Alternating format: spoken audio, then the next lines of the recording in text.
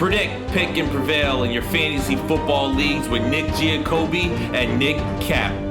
From breakouts to busts, superstars to sleepers, these are the guys that will help you achieve fantasy glory.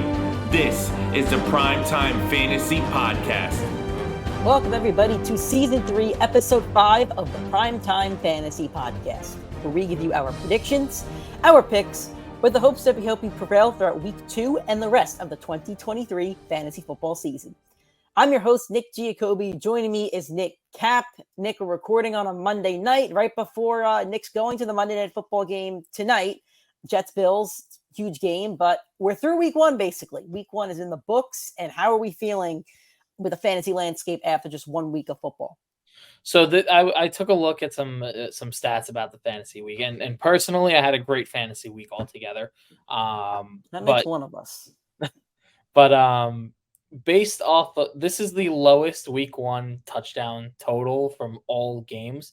Like 1 o'clock were awful. They were very awful games in a very long time. I believe it was down like 20 touchdowns from last year, and last year was down 10 touchdowns from the year before. Very, very surprising to see this downward trend. But who cares? It's Week 1, whatever. The goal is not to overreact, but of course I know everybody overreacts, and I'm sure you'll hear some of it in today's games. And we'll tell you what's an overreaction, what's like a one-off, whatever. But you'll get the analysis later on while we go game by game. Yeah, I had an awful Week 1. I think I'm going to go 0 for 5, which is horrible. In my defense, I lost Kelsey in 2 leagues. I lost Mark Andrews in 2 other leagues. I lost Jonathan Taylor in 2 leagues. One was a dynasty, one I drafted him, so I technically didn't lose him in the second league, but still.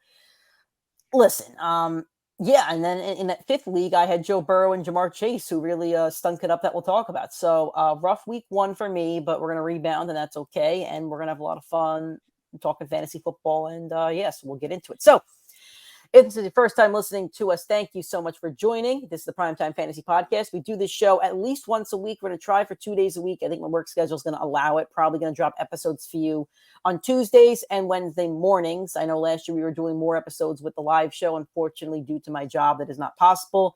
I'm not going to speak about my job on air, but if you go to any of my social media channels, I do work for a company that means I have to be in the office during the football games. Again, I'm blurring the lines here, but that's just how it is. So, again, we do the show twice a week. You'll hear from us on all audio streaming platforms, iTunes, Spotify, Google Podcast, and Anchor. If you're on iTunes or Spotify, please give us a 5-star rating and a review. It does help us boost our numbers and stuff like that, so we'd appreciate it. If you like to listen and watch the show at the same time, you can go to our YouTube channel, PrimeTime Fantasy Podcast. If you're watching this video, make sure you smash that like button. If you're watching any future videos, smash that like button. If you're not subscribed to us yet, hit that subscribe button. Hit the little bell so you get alerts for when we go live, when we drop new episodes, and anything else that comes on our YouTube channel. Follow us on all social media channels, PrimeTimeFFPod, Twitter, TikTok, and Instagram. We still got a few fantasy questions this week on Twitter, and we appreciate that. Happy to help you guys set your lineups. I'm sorry for telling you guys to play Darren Waller. That was a mistake, but that's just how it goes sometimes. And then Facebook and YouTube is PrimeTime Fantasy Podcast. So we're going to go into a Week 1 recap, our biggest takeaway basically from each game from a fantasy football standpoint. So we have, I think, 15 games that we're going to talk about, if my math is correct. And we're going to try not to overreact because Week 1 means absolutely nothing. And I'm going to stick by that point. A couple of years ago, I think it was 2 years ago, the Packers got absolutely smashed by the Saints. I think it was the Jameis Winston-led Saints, or maybe, I forget who was the quarterback that year. Maybe it was Andy Dalton. It was like Week 1, and Rodgers went on to win the MVP. The Packers went on to go to the NFC Championship and choke it out against the Bucs. So basically, Week 1 doesn't really mean anything for the most part. From a fantasy standpoint, we can still have some takeaways for you guys. So let's get to it. So Thursday Night Football, Lions at Chiefs. Surprising win for the Lions in Arrowhead, 21-20. Nick, what's your biggest fantasy takeaway from this one? Nick is also going to be on injury duty. I know a couple of the injuries that happened on Sunday, but I will also preface this again because of my job. And if you have any questions, you could talk to me personally.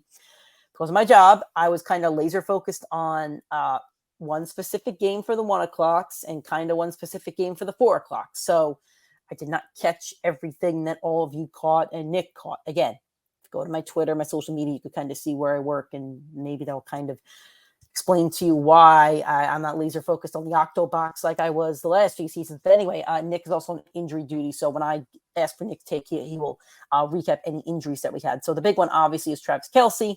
And I'll let you kind of jump into that and your biggest takeaway for this game. Yeah, I mean, the one thing is the Chiefs are not going to be an efficient team if Travis Kelce's out for a considerable amount of time. Luckily, we do know that he is going to be fine, and it looks like he'll be back next week after 10 days rest for the Chiefs. I totally expect them to walk into next week and walk out with a dub. The Chiefs are a monster team, and no one on that team could make up for the pass catching ability and the attention that Travis Kelce brings. So, as far as the receivers go and those running backs, you knew going into the year that it was going to be a rotation. Everybody tries and throws the dart at the dartboard and try and land the right receiver. The fact is, right now, it doesn't look like there is one, and there's still a chance that one of them does emerge. There's a lot of young talent in that receiving core. You just did not see it on display against the Lions in week 1. So don't overreact. I mean, I'm a little disappointed. I started Kadarius Toney with Cooper Kupp out. But overall, I mean, listen, it is what it is. Young receivers, first game for some of them, first game after the Super Bowl, you get a little bit of a hangover. They'll bounce back. They'll be fine. What was really funny is that like Clyde Edwards-Helaire started the first snap for the Chiefs, and it's like, there go your Pacheco truthers. Yeah, I mean, I think it's really tough to trust any Chief in your lineup besides Patrick Mahomes and Travis Kelce. I mean, Rashee Rice had a touchdown, but like, I just don't think there's any Chief receiver that you're going to trust in your lineup, and any Chief running back, at least for now, that you're going to trust in your lineup. I think that's a pretty big takeaway. I did like the target share that I did see on the Lions tight end. I just want to get his name. Laporta? So I don't want to Laporta. I did like the target share. I think he got 5 or 6 targets, caught a couple balls. I did like the target share, so monitor that. I think he could end up being the second receiving option over there.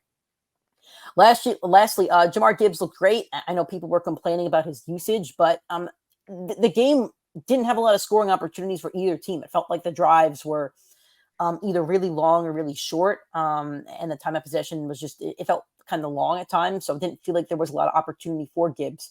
I think that David Montgomery is going to be the short down back, and then he'll get the goal line touches, and Jahmyr Gibbs will get more of the passing down work. And he did look very efficient. I think by the end of the season, I think he's going to have a huge week, like 9 to 16, but 1 to 8 will be a little bit more of David Montgomery. I think they'll both be very effective throughout the season. Next game, Falcons-Panthers. This is a game I could talk about a lot because this is the one game I was laser focused on. Again, I had to be laser focused on this for work. Yeah, so go, if you see a highlight out there, yeah. Anyway, what do you got, Nick? What's your biggest fantasy takeaway from this one? There were no injuries in this one to talk about. There were 2 major ones. One, I was saying, me and Nick both were on this all off season, and we said Drake London is a screaming bust, and it's because the Falcons do not, unless if Heineke winds up getting the job from Ritter, which I don't think is going to happen anytime soon.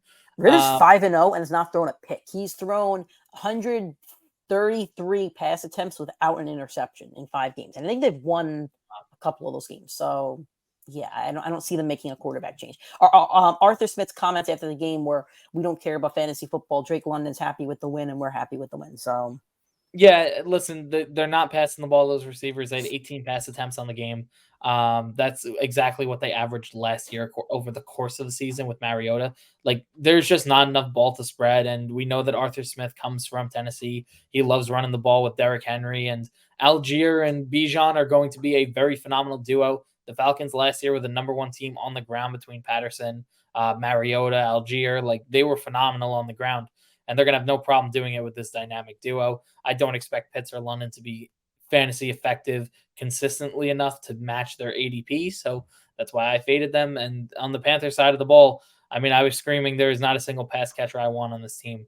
And I think you got to see why. The Falcons are not a great defense, although they did look pretty good against a rookie quarterback in his first game ever with some lousy pass catchers. But there is not enough. There is not enough to love. Listen, there's 32 teams in the league. You always say, oh, he could be the wide receiver one there. Don't forget Jalen Waddle's a wide receiver too. T. Higgins, Devontae Smith. You look at a lot of teams with a good wide receiver too. Like, it is very hard to finish in the top 32 as a receiver. And if you're not, it's not worth. If you do not confidently think so, it is not worth drafting them or picking them up on the waivers. I can't wait to talk about Bryce Young next season because his pass catchers are just atrocious. I don't think he looked bad, especially the 3.5 quarters. The second pick was pretty bad, but the rest of the game, I don't think he looked bad. Does not have a good receiving core, does not have a good offensive line, does not have a solid running back option. Miles Sanders is not that running back option. It's not a Derrick Henry and Nick Chubb, etc. So I can't wait to talk about him in a year or two, like we did about guys like Trevor Lawrence and Jalen Hurts and Josh Allen, like guys in their second year. But this is not the year for Bryce Young. If you are going to play any Panther on offense, I do like Hayden Hurst. I think he had 5 or 6 targets. He had 3 or 4 receptions. I know he caught the touchdown. Rookie quarterbacks like the target tight ends. It's the safety blanket. Hayden Hurst is a veteran. I think he's a streaming option you could look to, depending on the offense. They have the Seahawks in 2 weeks, and the Seahawks cannot guard the flat for the life of them, and they haven't been able to for years. So I think that's a good one there. Kyle Pitts looked great in the one catch he got, or maybe he got 2 or 3, but the one that I remember. Nick spoke about Drake London and Bijan Robinson and Tyler Algier, about 2 running backs within the top 7 of scoring in 1 week. And here's the thing. I know Tyler Algier's scoring really came from the 2 touchdowns, but he had 15 carries for 75 yards. Yep. Bijan Robinson had 10 carries for 56 yards. And Bijan got a lot of the passing down work. So I think both these running backs are going to be effective. I think Bijan's obviously the one that you want. He's the one you drafted in round 1. But if Algier's not rostered, he's definitely going to be a waiver wire target. If he is rostered, I think he's worth a shot at running back because they don't want to throw the ball. They're going to run the ball. I wasn't sure if you were going to answer. It looked like you had something to say. So no, I agree with you. I agree with you entirely. I think he's a flex play at the moment. All right. Bengals, Browns. We could skip this one probably. Nick, your biggest takeaway. Tyler Conklin, he's injured. There we go. That sucks actually. I think it was an Achilles or an ACL, something that's taking him out. It was ACL and ACL. That does suck. That does really suck. But these are 2 teams I really like, but I'll let Nick speak about them first because I know Nick just loves these 2 teams. Also, by the way, sorry to cut you off, breaking news, not fantasy news, but Chiefs have agreed to a new 1-year contract for Chris Jones. They're going to beat the Jags by like 10 at least on Sunday. You better go bet them to cover the spread. Spread anyway. Was 5 as of yesterday. We looked. The Battle of Ohio. I love watching these matchup every year. My 2 least favorite teams in the NFL go at it, and both of them looked absolutely atrocious outside of the Browns front 7. Listen, you're not taking much away from the Bengals. It was a bad game. It was horrendous. Offensive line, some new players there, some things to get right in poor weather against one of the best front 7s in football in the Browns. The Browns have one of the best defensive lines and offensive lines in football. Conklin is a big loss, but they got a good team, honestly, the Browns. They got a good receiving core. They got a good front 7. They got a good offensive line. Like, the Browns are a really good team, but I don't know if good is enough in the AFC. Anyways, Bengals, listen, T. Higgins, goose egg, 8 targets, 0 catches. That's an outlier. If anybody is panicking on T. Higgins in your league, he is a must-go steal because this is a guy that's going to finish in the top 20 at wide receiver, almost guaranteed if he could stay healthy. And now it sounds like he is going to be a free agent. The Bengals gave him a very insulting offer as news from him and his agent. So he is going to be playing for a contract. He is going to be pushing his absolute limit. We see guys like Deebo Samuel that did that and absolutely earned a monster 7th highest earning wide receiver contract at the moment. So I think T. Higgins, the one takeaway is go buy him now because he's not going to have this low value. It's not like Brandon Ayuk who went 0 for 0 2 years ago. It's more like 0 for 8 and monster upside. I'd go buy on every Bengal. If somebody's panicking on Jamar Chase because they saw what Tyreek and Jefferson did, they're like, oh my God, like, go buy every Bengal if you can because they'll be fine. And the whole argument of should players play in preseason or not is such an interesting argument because look at these teams like the Giants got whacked, the Bengals got whacked. Like, it's interesting. I'm just saying it's an interesting point to make. I'd be crushed if the Seahawks played like DK in the preseason. He tore his ACL, like I would be, but it's just an interesting point. But anyway. Nick talked about the Bengals. I'm going to talk about the Browns a little bit. Deshaun Watson finished as the quarterback 5 on the week. We'll see how that goes the rest of the season, obviously. But the one stat I really like here, maybe not a stat, but I mean, he had 5 carries for 45 rushing yards with a long of 13 and a rushing touchdown.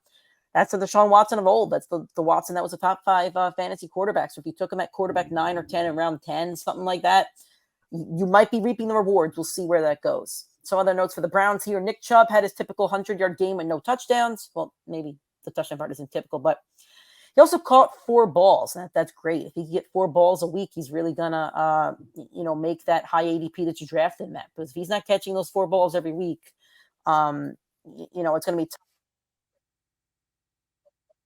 to know what you're drafting in rounds 1 and 2. Amari Cooper had a dud. I mean, it happens. And Elijah Moore, 7 targets. We'll see where that goes. I know a lot of people drafted him, kind of high, not high, but as a wide receiver 3. But we'll see where that goes. So those are my takeaways from that. Next game, I got to scroll down a little bit. We are going to Jaguars and Colts. I think the highest scoring game of the week. I could be wrong on that, but it felt like it. It's Dolphins Chargers number 1. I think this. You're right. That was a pretty high scoring game. So your biggest takeaway from the Jaguars and the Colts?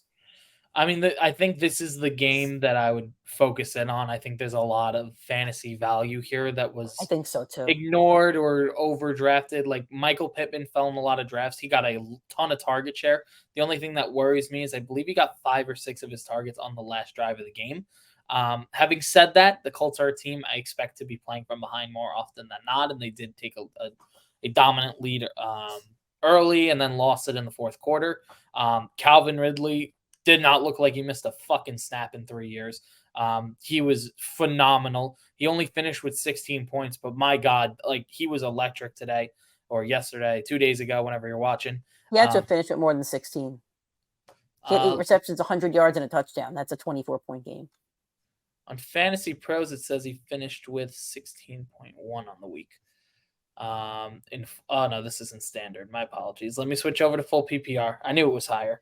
It did that 24.1. 24, yeah. So listen, he had a phenomenal game.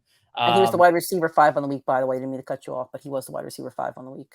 Yep. There's still one more game to go. He could move down. But anyways, phenomenal week by him. If he puts up that kind of pace, and I know pacing would say he finishes at receiver level, but with the target share, with the touchdown, with the yardage, with the usage, like everything put together, like he has the upside of finishing as a top 3 fantasy receiver this season. And the bigger takeaway for Jacksonville for me is Christian Kirk was the wide receiver 3 on the team. Zay Jones outsnapped him. And it does not look like he's going to have the fantasy season that a lot of people thought he could. The big question was, will it be Ridley? Will he step in and overtake immediately? Or will it be Christian Kirk, who has this chemistry from a year? It does not look like it. So Christian Kirk, guys, if you have someone that wants to buy him, I'm more than willing to sell him. Not as an overreaction, but I just think it's not going to be consistent enough usage. He looked better in preseason, looked really good in camp. I talked about Calvin Ridley, and he looked better in the game. And that's a take that I was kind of wrong, and I was kind of off of Calvin Ridley. I thought that, would take him time to get back. Thought that Christian Kirk could still be the guy. Again, not going to overreact, but right now that does look like a bad take by me. For the Jaguars, Tank Bigsby, rookie, people worried about him taking snaps away from ETN. He looked horrible. I mean, didn't he fumble and he did something else? I think he had 2 boneheaded plays, I think. You could kind of recap those because I was deep into the Falcons game at this point. Yeah, he didn't have a great rookie show, and I think he had a drop. He had a touchdown that he could have had and missed short on. I think he did get 1 touchdown before the end of the game, but he to me, he was a guy that I drafted expecting long-term play, and I think that he did show some promise, but he also showed rookie error. So I'm not willing to drop him yet if that's no, definitely don't drop him, but temper the expectations. So as of right now, Travis Etienne finished as running back 6 on the week, 21 points, solid showing from him. I will talk about the Colts as Dick spoke a lot about the Jaguars. Anthony Richardson, man, if you dropped him, if you drafted him, not dropped him, but drafted him late in your league, maybe as a backup, you might have, found a diamond in the rough here. 223 passing yards, 1 TD, 1 interception against a pretty bad Jaguars defense, but also 40 rushing yards and a rushing touchdown. He's a big body. He's like 6'5", almost like a Cam Newton frame. So you may have found a diamond in the rough. I think he's quarterback 3 or 4 on the week right now. I think he's sitting at quarterback, looking at 5, but still, big week for him. So kudos, we'll see how that goes. But again, if you're in a dynasty league, a keeper league, he might be one you definitely want to keep your eye on. Buccaneers at the Vikings. Nick, Baker Mayfield, man, he might win that division. We might see Baker in the playoffs. He could. I mean, listen, the Buccaneers, that front seven looked like it did in that Super Bowl era. That receiving core we know is already very talented. The offensive line, Brady built it up 3 years ago when he came over to Tampa, and it does not look like they've fallen too far behind. My only concern is Minnesota has one of the worst 5 defenses in the league, and they did only manage to put up 20 points. But a guy I was pounding the desk on, Mike Evans, and I said I loved him. The touchdown you could say saved his week, but he still put up 6 catches, I think, for 60 yards or 7 catches for on 60. 10 targets too. So you look at the target share.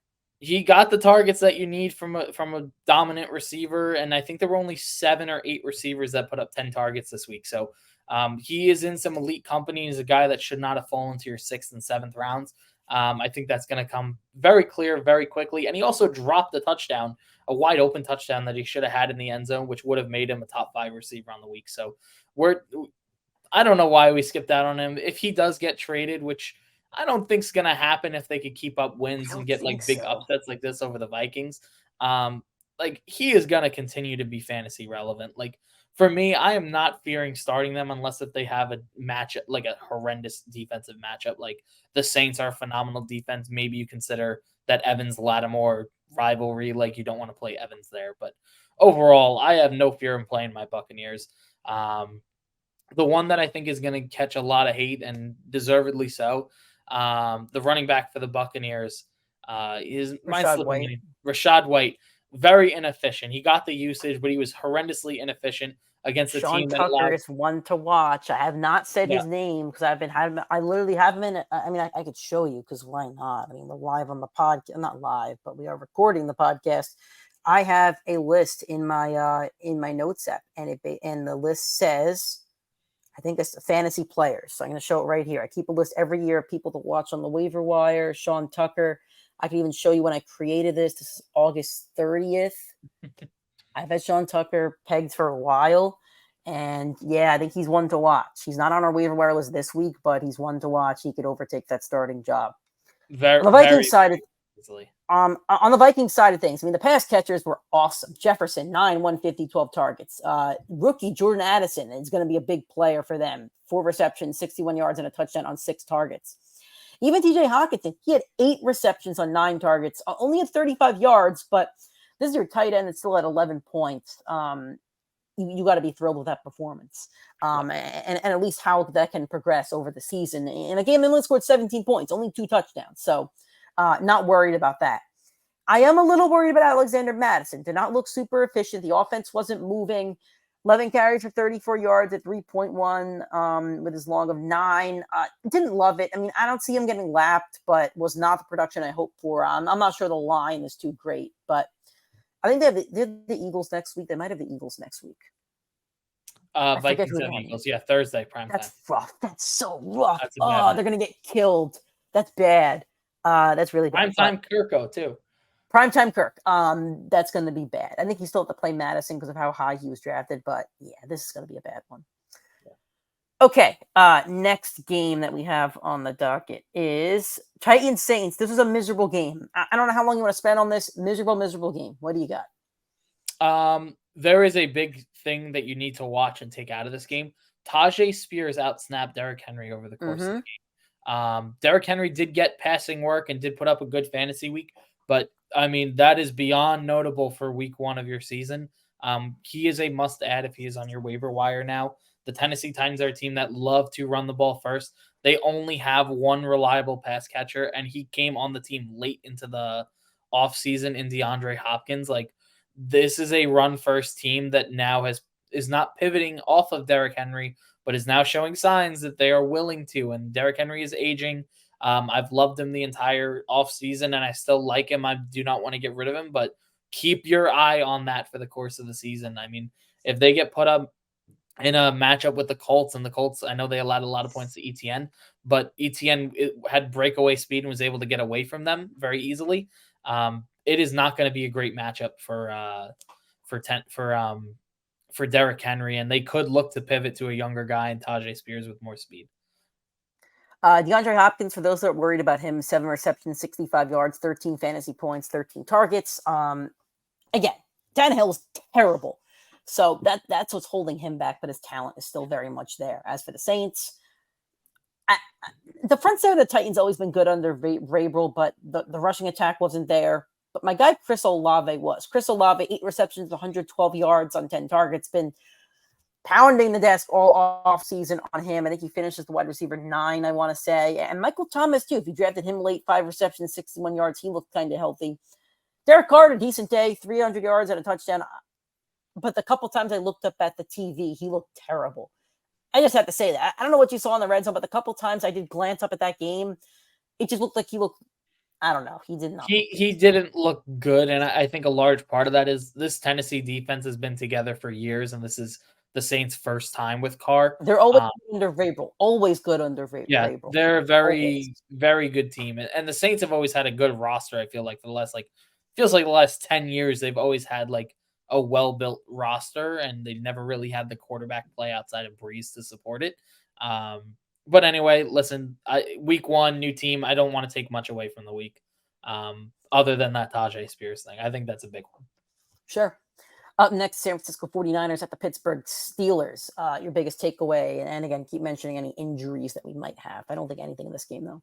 No, there were 2 that are concerning. Deontay Johnson, he did get a bad hamstring injury. We don't have any update on it, but some people think he's going to miss multiple weeks. We know Deontay's a guy that has had some... Cooper Kupp's missing 4 weeks with that injury right now. Yeah, he's a guy that has had significant injuries in his career, Deontay. No touchdowns last year, and I don't know how much you got to watch this game, but Kenny Pickett looked horrendous. He was probably the preseason MVP out of every single player in the league, and he looked absolutely abysmal and miserable out on that field. On the 49ers side of the ball, Brandon Ayuk, I mean, freaking phenomenal. Put up the wide receiver 2. Would have been the one if Tyreek didn't just prove he's the biggest cheat code in all of football. I'm shocked you weren't facing him somewhere this week, Tyreek. We'll talk about him in a little bit, but I mean, yeah. Tyreek has a tendency to go off against me. This was a Tyreek against Nick kind of game. Yeah. And I'm scared that he's gonna have a few more of those this year. But 49ers picked up right where they left off. All their stars felt like stars. The Steelers, Nick, do you know who caught the most balls for the Steelers? I'm looking at it right now. I was going to ask you the same question. It's our guy, Allen Robinson, from last year. The legend. Allen Robinson had 5 receptions, 64 yards, and the most targets on the team at 8. Yeah, wasn't my guy George Pickens, who I was all over. Wasn't Deontay Johnson, old reliable. Wasn't Pat Freiermuth. I mean, see him. He's very low down. 1 reception, 3 yards, and a touchdown. I mean, yeah. Ugh. I think that's an outlier. I'm not believing in that one. I need 4 weeks of Allen Robinson leading the charge for me to believe in that one. I am not getting duped on this again. I'm not. Yeah, I'm not falling for it. No. My big takeaway is that I definitely traded for the wrong San Francisco 49ers player this offseason. I drafted Kelsey over McCaffrey, and then he gets hurt a day later. And I made a bad trade in my dynasty league to get Deebo Samuel, and who had an okay game.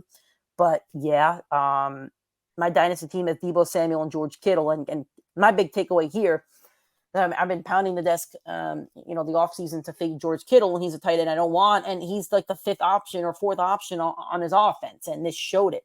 Great football player, going to be great for this team that'll make a championship run. Bad fantasy option. Yeah. The Steelers, they have Monday Night Football against the Browns next week. Horrendous matchup. No, good matchup. Good matchup. Good matchup. The Steelers are going to put up a lot of points, I think.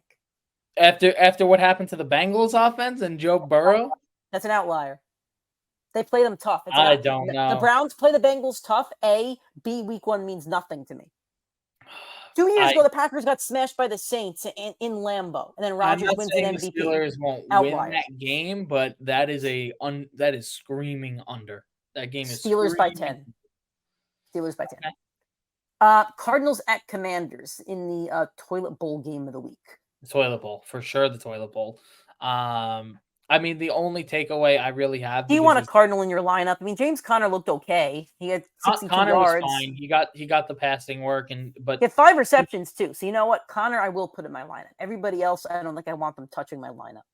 Yeah, I mean, Zach Ertz looked kind of good. He dropped a wide open touchdown, which could have given him a good fantasy week.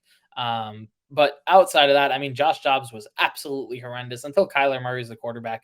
Outside of James Conner, I do not want a single Cardinals player. I have Marquise Brown in the league.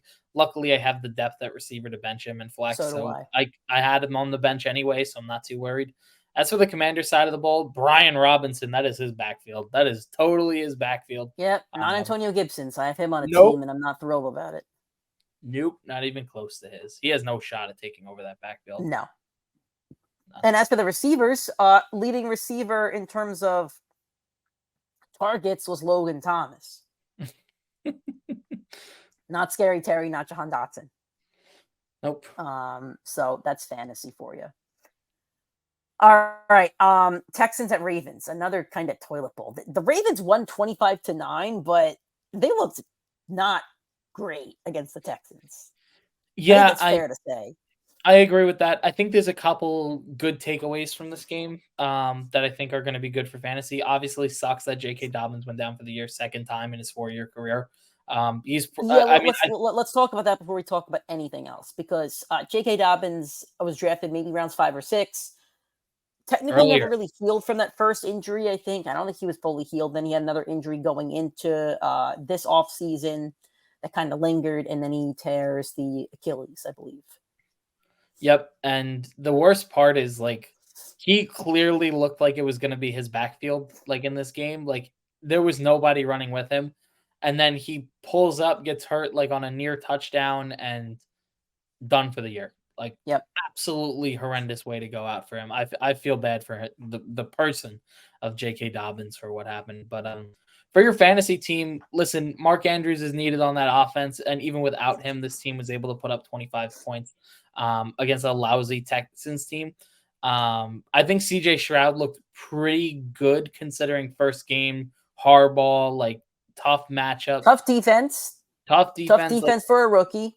I think he looked better than people expected. Nico Collins got some good work, some good target share in that offense. So he's a guy that I'm going to keep my eye on. I'm not ready to start him yet on that Texans team, but definitely keep your eye on him. But I think the biggest story has got to be Zay Flowers. I mean, rookie comes in, felt like he was dominating all game. If you were on Red Zone, you were watching him get 10-yard catch after 10-yard catch after 15-yard catch. Like, he was like always up there making like a first down type of play. And when you see that week 1 from a rookie, you can guarantee Lamar's going to find quick trust in him and make him the second receiver behind Andrews. Yep, totally agree. I'm going to monitor Tank Dell, Robert Woods, and Nico Collins. Not as much Tank Dell, but the other two for sure. Each had 10 plus targets. I don't know how close I am to wanting to put one in a lineup, but I will monitor it over the next few weeks. Yeah. We're going to go to the Rams versus my Crap Hawks next. My big takeaway is that they should tank for Caleb Williams. I was doing, again, my job. I'm going to, blur lines here. I was at work very late Saturday night doing the USC game, and Caleb Williams piled up 300 yards and 4 touchdowns in half of football and then sat the rest of the game. So for my Seahawks, I think we should definitely tank for Caleb Williams, and I'm kind of on that train. So there we go. I don't blame you. I think to piggyback off of that, I was genuinely so shocked at how bad that the Seahawks played. And I don't want to rip on your team, because I mean, I went game by game, predicted every single game this season, and sent Nick my record prediction for every team in the league. And I had the Seahawks winning the division as the number 2 seed. I totally regret that after that performance. I mean, Pete Carroll, that defense was expected to take a big step up. That offense added 2 playmakers between JSN and Charbonnet, or at least 2 guys we thought could be playmakers. And they were going up against a team that we said their defense looks weak. They just got rid of Jalen Ramsey. Their offense is without Cooper Kupp. Matthew Stafford's coming off an injury. Cam Akers has looked horrendous. Like, who is he going to throw the ball to? And they got absolutely destroyed in a game that they probably should have won by easily a touchdown or 2. And I know that the Rams always play them well, and Sean McVay seems to have Carroll's number. But, I mean, that was the exact reason why Geno Smith – it's why I always said he just seemed like a 1-year good story. But I felt like the roster was going to be better to compete. And I don't want to too much overreact to a week 1 matchup against a division rival where it goes wrong, but it's very hard not to say that the Seahawks should have been better prepared and put on a spanking on those Rams and just absolutely could not get anything done.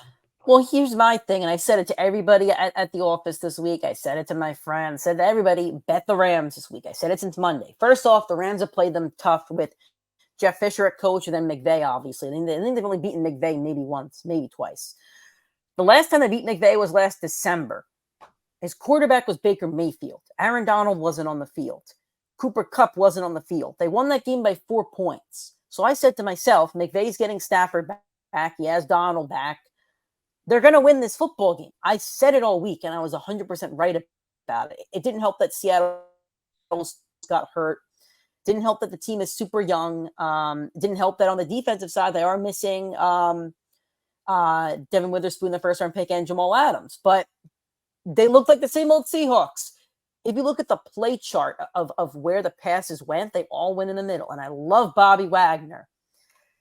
This has been the Seattle problem since they drafted Bobby Wagner. You dink and dunk right in the middle, right in the flats. You're going to play very well. And Puka Nacua and Tutu Atwell played that role very well. And they gobbled up 240 yards on a combined 16 receptions. So how worried I am about the Seahawks, I'm not super worried because this is exactly what I expected. I expect them to only win 8 games this season. I expect them to, compete and get demolished by the better teams. And I'm not worried because this is exactly what I kind of expected. I don't think Geno played bad. I don't think he played good. I mean, didn't have time. The play calling wasn't great in the second half. I mean, it was what it was. One big takeaway I do want to mention, Kyren Williams, 15 carries for 52 yards, 2 touchdowns, average of 3.5 yards per carry. Cam Akers, 22 carries for 29 yards, 1 touchdown. Let's watch that situation over the next few weeks. Next up, the Raiders against the Denver Broncos. Surely the Sean Payton Denver Broncos would score more than 16 points because they were scoring 16 or less last year with Nathaniel Hackett. So Yeah. I would think an all-time great head coach would kind of be able to get them over the hump against a team that has been like the 30th ranked defense over the past 10 years. The Raiders defense has not been good and they haven't made it better. So, Nick, I mean, my glasses are a little foggy. I can't read the score. I don't have really good vision, but tell me the score of the game because it had to either be a shootout or the Broncos had to win by 10, 15 points with absolutely. Genius. And Sean Payton, steps in, says, he could bring back a Hall of Fame quarterback in Russell Wilson. And exactly that. He says it's just Nathaniel Hackett's fault. And he loses to the Raiders 17-16 and puts up one touchdown on the entire game. Two touchdowns. Oh, and a missed Pat. My apologies. Yeah, but Broncos fans are going to tell you they lost. I do want to say this. I don't want to make this a crap on Russell Wilson segment because Russ went 27 for 34, 177, 2 touchdowns, no picks. 108 passer rating, 74 QBR, was missing his wide receiver 1. The line looked atrocious, and Javonte Williams just looked okay. Actually, no. He had 52 yards and 4 yards per carry average. He looked more than okay. He looked pretty decent coming off the injury. So I don't want to make this a crap on Russell Wilson, but I think it's okay to level out and say Russell Wilson looked better than last year, but he's not elite Russell Wilson anymore. And I think it's fair to level out where he is and to manage expectations going forward. Yeah, I agree with that. My big takeaway from the game is going to be Jacoby Myers. Absolute stud, went off for a great game, and you saw Sean Payton and the Bounty Gate side of him at the end of the game because that was a totally unnecessary low blow to a receiver that was going down's head. Brutal shot to a guy that just got a nice contract for the Raiders, is expected to have a good season. And I was listening to another podcast earlier when I was on my way to work, and they gave an excellent take about why we should have expected Jacoby Myers to be very fantasy relevant. A, they paid him. B, Jimmy Garoppolo likes going under. He does not like going over. He will not throw the ball past 20 yards. Devontae Adams runs the balls past 20 yards. That's his route specialty, or he's running slant routes. And I don't think that I don't think Adams had a terrible game. By his standards, it was not great, but I don't think he had a terrible game. But Jacoby Myers was getting all the underneath stuff, and all the underneath stuff, it came right from Jimmy G. It was a great connection, and all of them come from that New England Josh McDaniels system at some point of their career.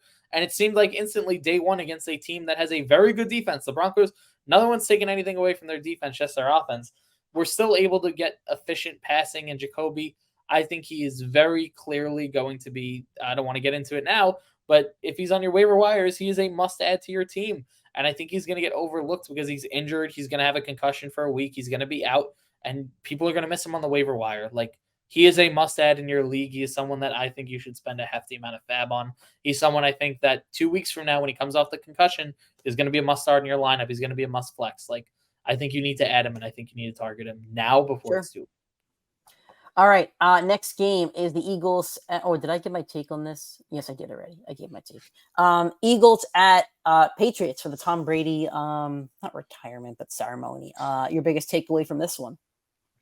The Patriots outplayed the Eagles for about, A I quarter? want to say 40. No, the Patriots outplayed them for like 45 minutes of this game.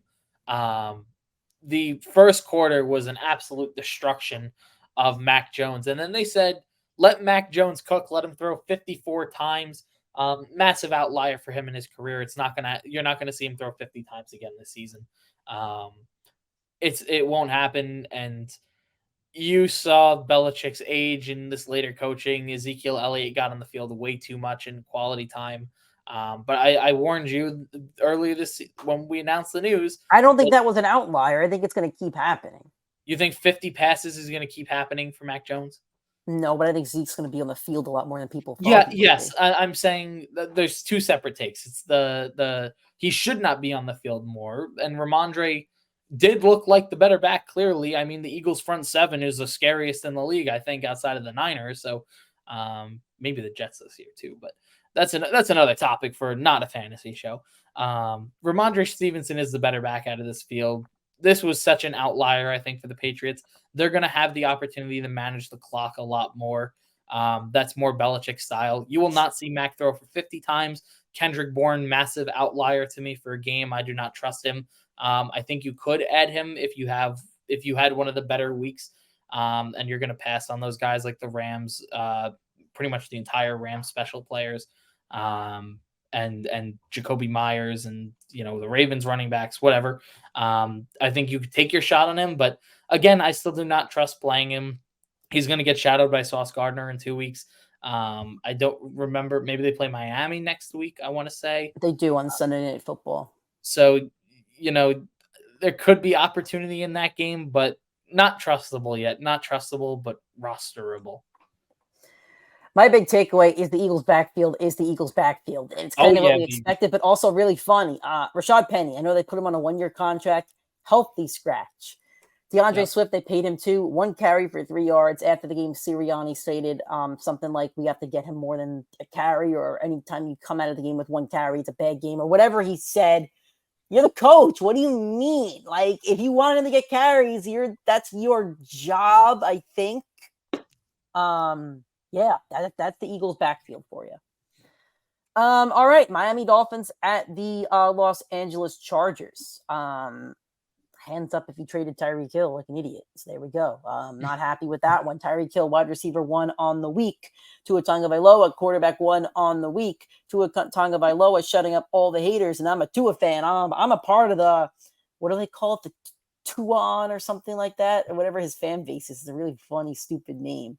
Tua had, my fantasy pros decided not to work on me, but Tua had 27 points in ESPN, and Tyreek Hill had 44 points. So yeah, big game, Nick. Your thoughts on the, and another big game, Justin Herbert, Justin Herbert, my guy. I was saying he could finish quarterback 1 on the season. Good start. Finished as quarterback 4 in the week with 20 fantasy points. His box score says 228 yards, only 1 touchdown passing, also 1 rushing. So really good fantasy game from Herbert. Now, the thing is they lost. A lot of eyes are on this game because it was the highest scoring game of the week, a lot of red zone. So I count this as a big game for Herbert, and he lost again. So I do chalk that up on his resume because I'm an anti-Herbert guy in terms of his winning, but he's a stat sheet stuffer. So I'm happy with his performance as a Herbert owner, knowing he's a stat sheet stuffer. So as a fantasy guy, I'm disappointed. As an NFL fan, I'm not surprised at the outcome. Nick, your thoughts? This is the one player me and Nick will never see eye to eye on. Nick, Joe Burrow and Justin Herbert have the same record right now. Just want to let you know. Yeah. Their teams have the same records. 0-1, except one scored 34 points and their defense allowed 36, and the other one allowed 21 or 24 points and only scored 3 and had the better offense and the better offensive line and the better all those other factors. I mean, we don't want to count those. And probably not. I mean, I'm looking at wins. I'm looking at wins. I like winners. Yeah, you like win. Okay. Anyway, we don't have to get into a Justin Herbert debate. We know that he's a top 5 quarterback in the NFL, and we know that these big games, even if he doesn't top 5, real quick, who's 1 to 4 then? I have in order Patrick Mahomes number 1, Joe Burrow number 2, Jalen Hurts number 3, and Josh Allen number 4. I can't believe you don't have Rodgers at 5. I would have Rodgers at 5, and I'm the number 1 Rodgers, get out of here, guy. I have Justin Herbert at 5. I have Aaron Rodgers at 6, T-Law at 7, and then Lamar Jackson at 8. I have Rodgers at 5, Lamar at 6, Herbert at 7, and T-Law at 8. But those two could flip. But anyway, now we can get to the fantasy team. Listen, you're playing all these guys. I mean, I don't know what else to say. Mike Williams missed some time in the game with injury. Wasn't too significant. But Nick said it all year long and has said it for years. Like, Mike Williams is gonna keep getting hurt. And I've said it 2 years ago. And I hate to say it. It's so, I feel like I'm being mean, but it's I want him to succeed. It's just it just happens. There was a good article about why he keeps getting hurt, and it's because he's 6'5". The bigger you are, the harder you fall, and he's a freak athlete. He has a 44-inch vertical. So if he's going up for a jump ball, he's coming down at 6'5", 220, 240 pounds. He's going to get hurt. So, I mean, it's going to happen. Yep. So for me, everybody performed the way that I thought they'd kind of perform. Austin Eckler was awesome, and I apologized to him. And then, I said, go draft him. The receivers are really good for the Chargers. Keenan Allen had a decent game. Mike Williams was okay. Tyreek Hill was spectacular as always. Jalen Waddle was great. Just one other takeaway is that, Tua was awesome. 466 yards, 3 touchdowns, and a pick. Quarterback 1 on the week.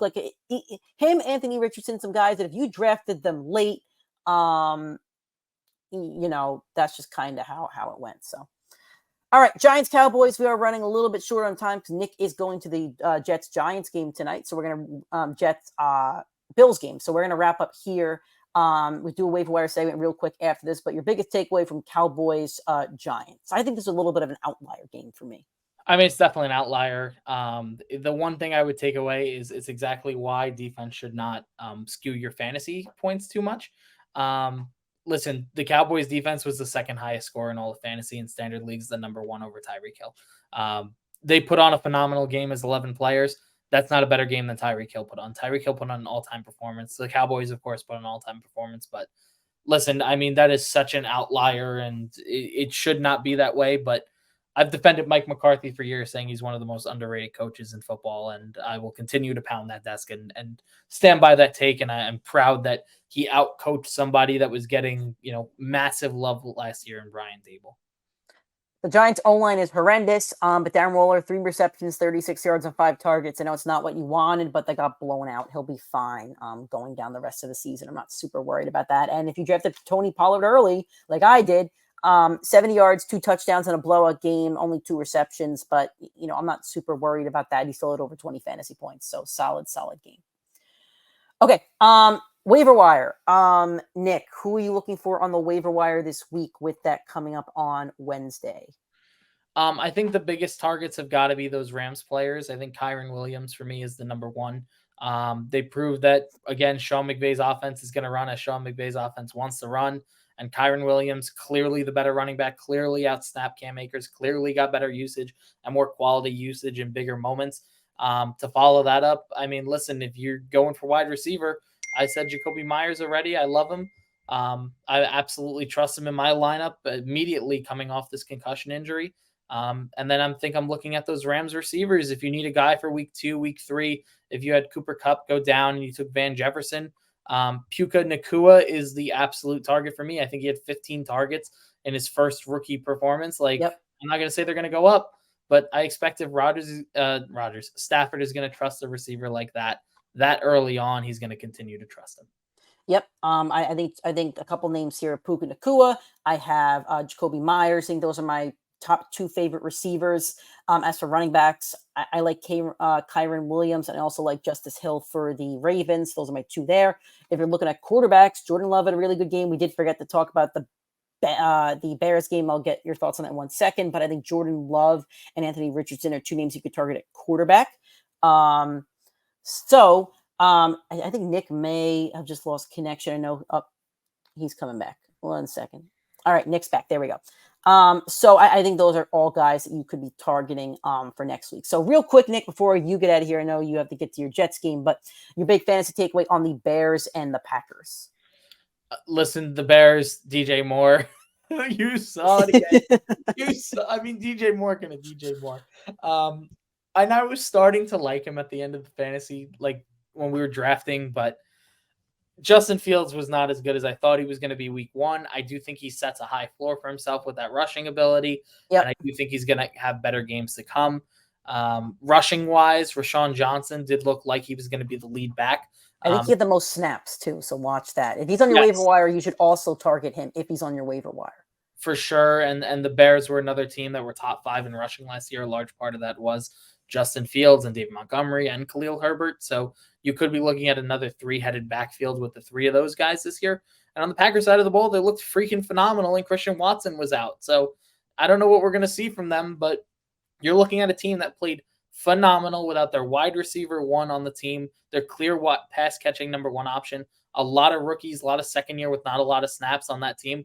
And they managed to absolutely, again, just like Aaron Rodgers said, own the Bears, because that's what the Packers did. And my big takeaway is that Jordan Love looked a lot better than I think a lot of people thought he would look. And that's frightening for people that do not like the Packers. So with that said, that's all we have for today. I wish we could have done a little bit longer of a waiver segment, but that's okay. Time constraints. Watching this video and you enjoyed it, drop a like. Keep dropping a like on any video that you watch throughout this season. Thank you guys for watching. Thank you for supporting, and we'll talk to you guys very soon.